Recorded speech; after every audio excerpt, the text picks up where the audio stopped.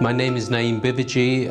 I'm from Nairobi. I'm a furniture maker and architect working in Nairobi with my wife, Beth and Raina. The advantages of working in Kenya over working in the West today is, as a young practice, we are exposed to a lot of work which we otherwise might not be able to get elsewhere, and it allows you to be a big fish in a small pond.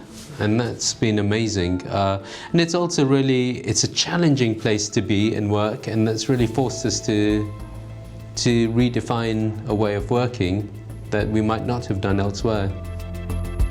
Locally sourced materials is very important to me, because it's one of the few ways that we can actually define a local or regional form of architecture or product that's got its own character.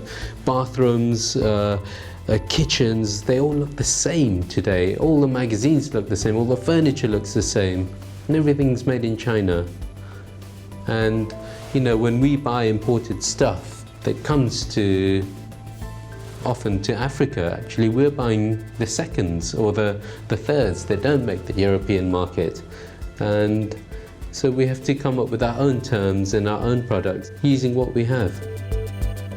We don't have access to craftsmanship, to tools, to resources, and we have to negotiate this terrain as architects differently.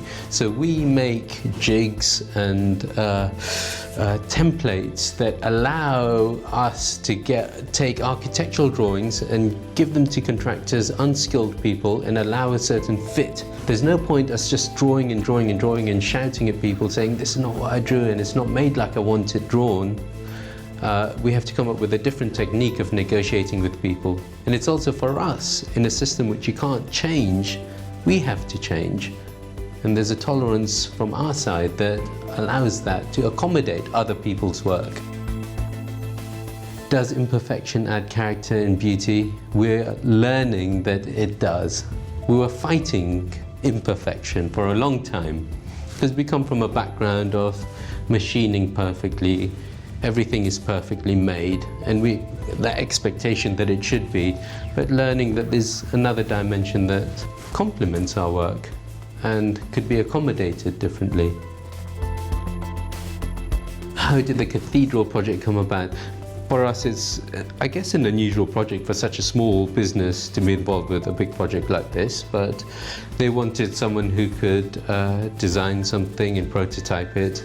And actually, because they couldn't find anyone who could engage with that design process between the building and the scale of furniture and really involved that way. And then the specific components that we have taken away that they know they couldn't get anyone else to make. So we're about 70% done. Basically all the pews are manufactured, and a lot of the chairs are made, and the doors will be made next week.